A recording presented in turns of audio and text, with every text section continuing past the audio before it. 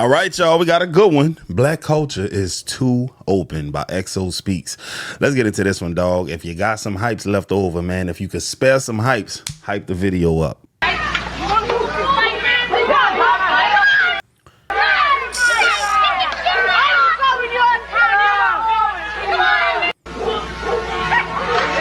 Y'all see that little kid that just said, come on, N-word? Y'all know that man probably in his 50s and 60s right now, maybe.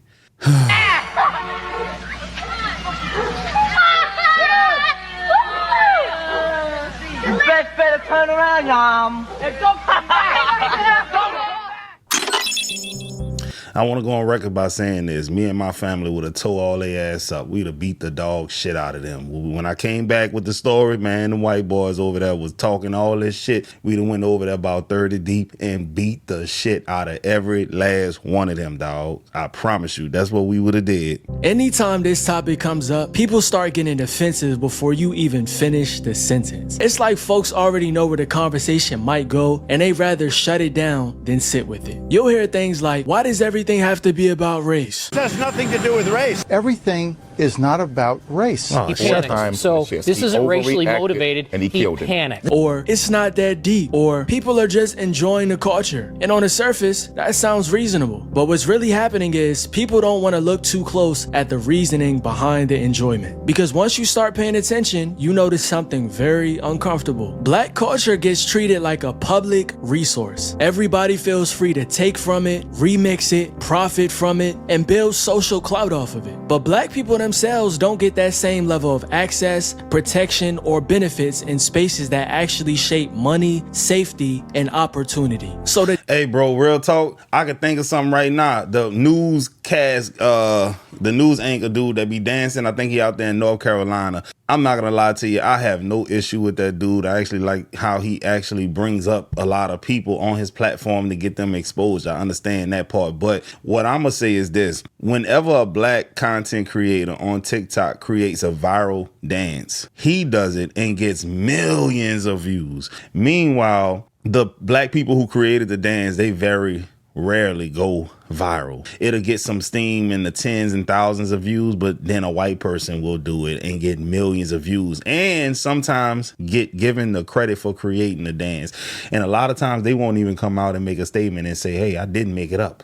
That's some wild shit to me. But like the title says, black culture is too open. the discomfort isn't about sharing culture. It's about what sharing exposes. It exposes that the exchange isn't equal. It exposes that openness hasn't been mutual. And it forces people to confront the gap between loving black culture and respecting black people. That's the part nobody wants to sit with. Black folks are usually quick to welcome people who show genuine respect for the culture. If somebody listens to the music, learns the slang, shows love in the right way, next thing you know, people calling them solid, cool people, or joking about inviting them to the cookout. One more thing.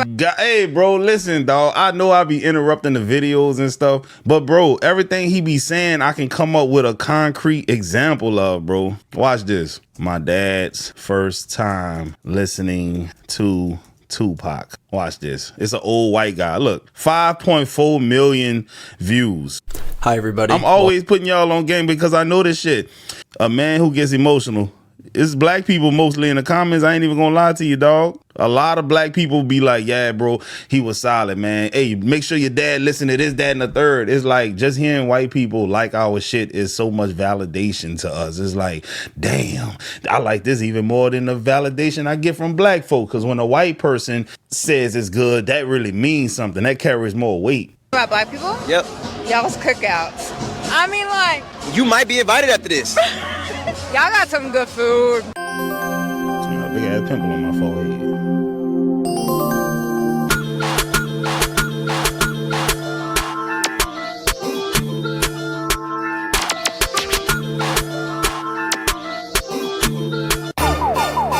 Hello, my YouTube people.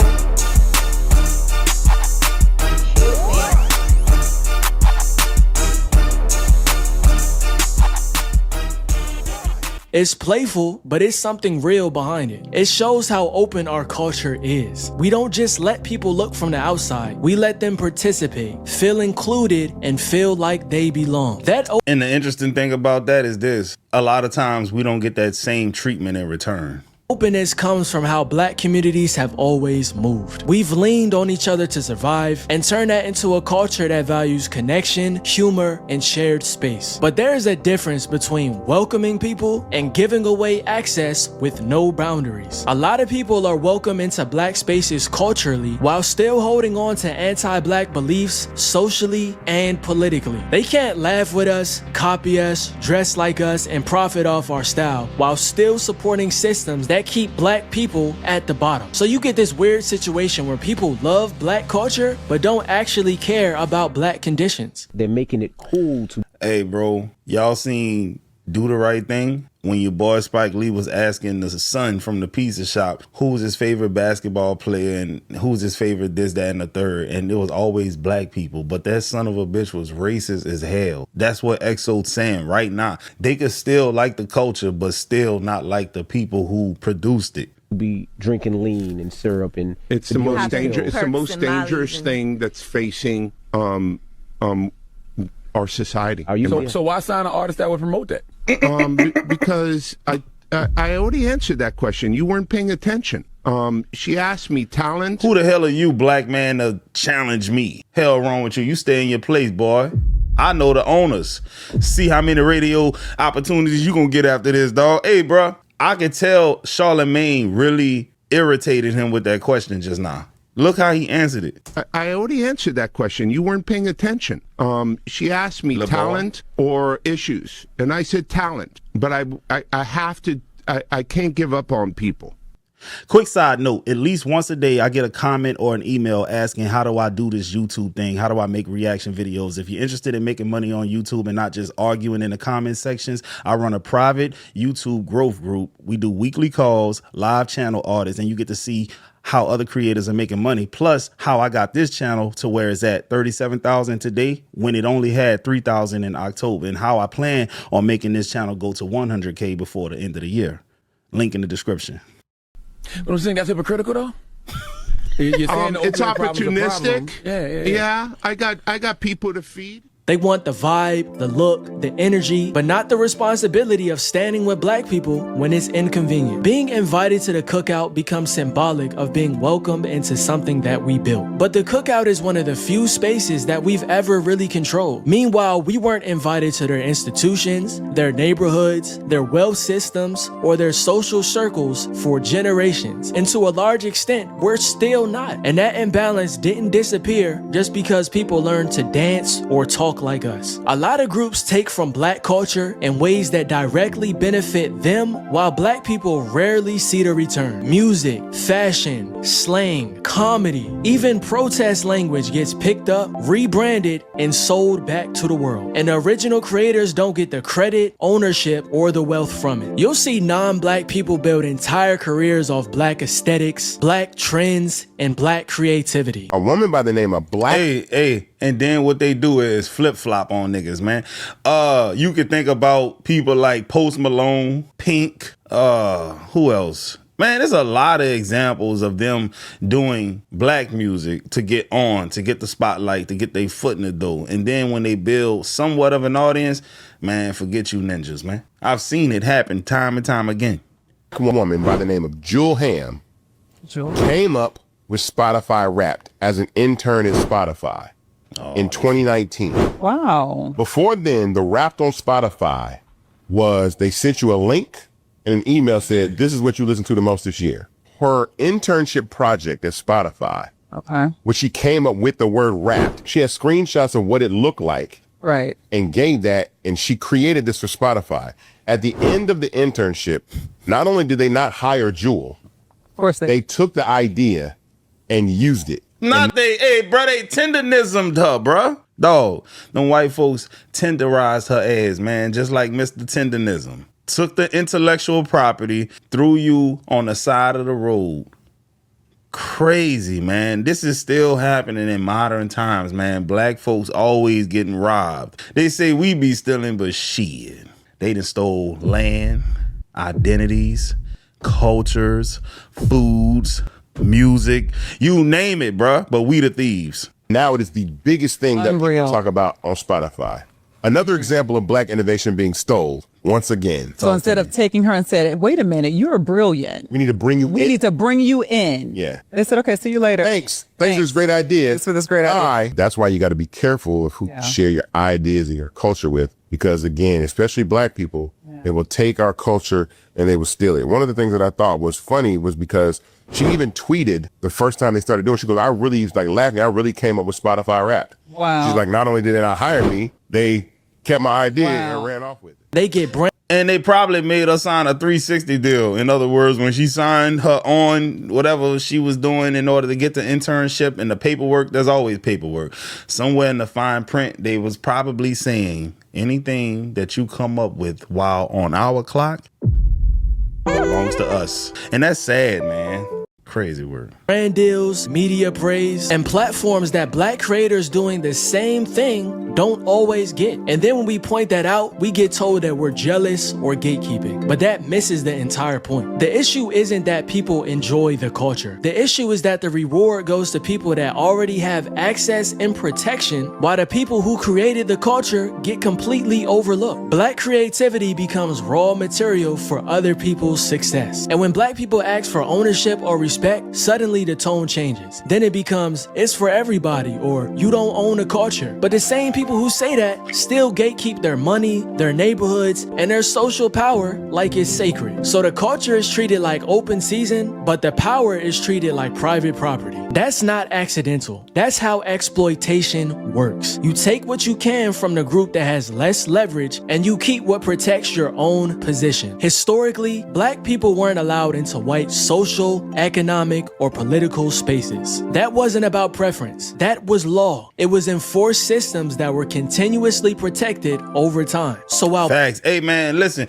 not only that, even if they do allow you to come inside the building, bro, it comes with a lot of jokes, a lot of microaggressions, a lot of slick things coming out of their mouth, the tone that they speak to you in, attitude is like, damn, he's a DEI hire most likely. Oh, he probably took the job from a more qualified candidate. It comes with that type of shit, bro.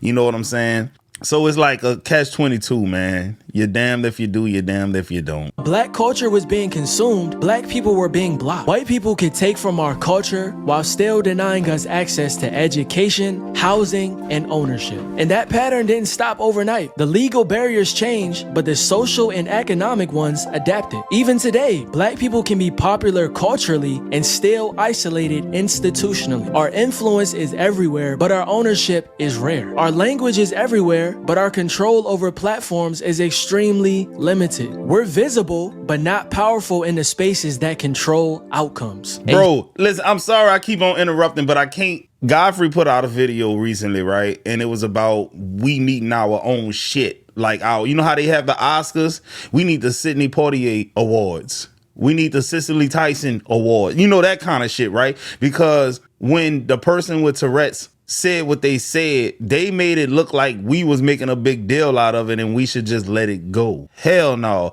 If we were at our own shit and he said that, man, we could kick his ass out, we can uninvite him indefinitely, we could do all kind of stuff because we control it. And that's what he talking about right now. Yet, black people are still expected to keep welcoming others into our spaces with open arms. We're told to be forgiving and open-minded, even though that was never extended to us when it actually mattered. Oh, we would have beat the shit out of them, bro. We were riding down this block and these white people start saying, get out of here. You know, get out of my neighborhood. Don't come to this neighborhood. Then they start hitting on her. And guess what, y'all? For you motherfucking Yankees, they be like, it ain't like that up north. Man, y'all was just as racist too. You dig? I know the stories. I've seen the movies. Just because y'all up north, y'all try to spin it like white folks wasn't racist up there in New Jersey and all that kind of stuff. Man, I know people from up north say, man, you go to a certain neighborhood over there, they'll jump your ass, throw rocks at you and stones and all that kind of stuff. Y'all acting like that wasn't happening up north. Nah, we had that uncut, unadulterated racism down here where they was lynching you and hanging you and shit. But y'all had prejudice and racists and bigots and all that kind of stuff up there too. Stop trying to act like it's just a Southern thing, man. Throwing rocks and everything else. Throwing rocks. Because we were in their neighborhood. We went on a bike hike to McDonald's. We didn't mean to bother anybody. We had a nice saw a parade. We saw a gathering. So we went down there to see what was happening. All right. I love how they used to talk. We weren't looking for trouble.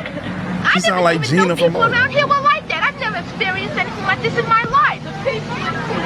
What happened to you? Nothing happened to me, but this little boy, short boy about my size, or little short, had picked up a rock, and he was in the front of all these tall hunkies. But he threw the rock. He tried to hit my sister, but he almost hit me about that much away from me. Oh, y'all see how beautiful that little girl was, bro. She's probably well in her 60s and shit now, but you know how hateful you gotta be to do some shit like that, bro. That shit really breaks my heart that people really went through that. And these same people today are the crybabies talking about you don't have to feel guilty for being white. Nobody ever did nothing to you, bro. This little girl was traumatized because of some of y'all, man.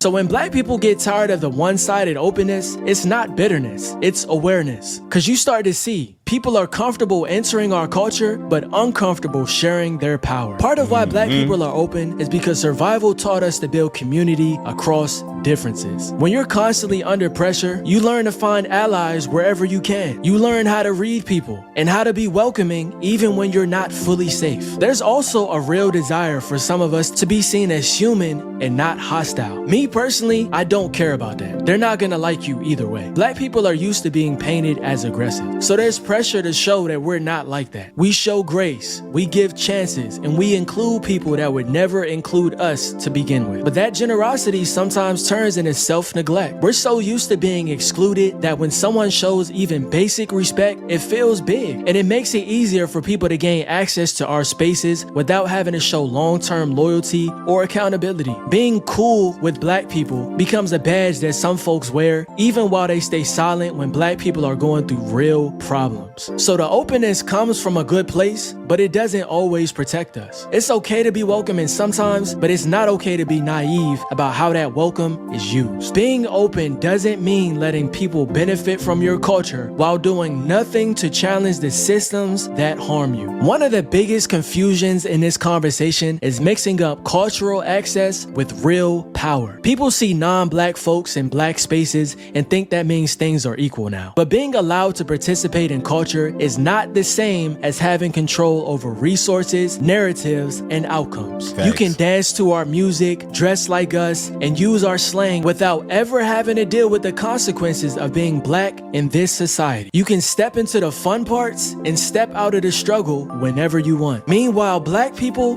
don't get that option. So when people say, but we're all mixed together now, they're ignoring the part where mixing doesn't come with shared risk or shared loss. The cost of being black still falls on black people. And that shit's so capped for the simple fact we still segregated as hell, man. Like if you go to most cities, man, especially major cities, the black folks stay usually on one side of town. Like Chicago, for instance, that's one of the most segregated major cities in the country. Still segregated. You got the blacks on the south side and west side, you know, then you got the white folks out in the suburbs. It's segregated as hell, just like in New Orleans, man. Most black people stay out here in New Orleans East, stay in the lower Ninth Ward, and the white folks stay in Lakeview and Lake Vista and parts of Uptown, the Garden District and shit. It's still segregated. I can think of the little towns around New Orleans, man, like Kendall, Louisiana. All the black people stay in Susan Park, Lincoln, man, and the white folks stay in Chateau Estate. Talking about, but we mixing. Come on, man. You mixing. You call having one black house in a neighborhood with over 200 houses mixing? But the benefit of black culture gets shared widely amongst everybody. And that imbalance is why this conversation matters. If people are gonna be welcome into the culture, there has to be some reflection on how they show up for the people behind it. Not just vibes, but in policy, support, and real life choices. Otherwise, it's just taking without giving back. This isn't about isolating ourselves or refusing to share anything. Black culture has always always influence the world. That's not gonna change. The question is how we move forward with more awareness and boundaries. Healthier boundaries could look like supporting Black creators directly instead of people who just copy them. It could look like calling out exploitation without being guilt-tripped into silence. It could look like being slower to validate people who enjoy the culture but stay quiet about Black issues. It also means Black people taking ownership more seriously, building our own platforms, protecting our intellectual property, and being intentional about who gets access to our spaces and why. Black people being open, forgiving, and welcoming isn't necessarily a flaw. It comes from resilience, creativity, and community. But being open without boundaries gets taken advantage of. And people will keep taking from Black culture as long as there's no expectation of giving back. They'll enjoy the flavor of Black life without ever sitting with the reality of Black struggle. Sharing culture does not mean accepting exploitation. And being welcoming shouldn't require ignoring history. If Black people are gonna keep inviting others to the cookout, it's fair to ask why we were never invited in rooms where the real power was held, and why that still hasn't changed as much as people like to pretend that it has. Hey, bro, you know what's even worse than Black people inviting people to the cookout, dog, is when it be the raccoons inviting them. Like, bro, you not even invited to the cookout. How you gonna tell him he invited? With your lame ass. Dog, piss me off, man. Really pissed me off, man. Black people crazy. And when I say crazy, it's because they still got people today who think the white man ice is colder. This whole video, I'm thinking about this story that I came across right here in New Orleans. I'm gonna try to find it. All right, here it is right here. Mother says Holy Cross discipline insufficient after racial slur incident involving her son. In other words, somebody called her son the N-word, I believe, and the mother is upset because there has really been no disciplinary actions taken, right? And why would they, ma'am? This school is majority white. It's always been a good old boy school, right? They feel like you Negroes should be happy and satisfied that you're even allowed to sniff the campus. Now, with that being said, this Black woman is sending her kid to this majority white school, spending all this money. For what? They got other options. You can send your child to St. O. It's an all-boys school, majority Black. You got a whole lot of famous people went to that school. They got a great sports program, and most of the Black kids at Holy Cross play sports. So what we talking about, bro? Straight up, man. Shit is crazy. You could have sent your boy to St. Augustine in New Orleans. All right, I'm done, y'all. I'm ranting. Y'all be cool. I hope y'all enjoyed the video. Don't forget to hype it. Hit the subscribe button. Let's get to 50K soon.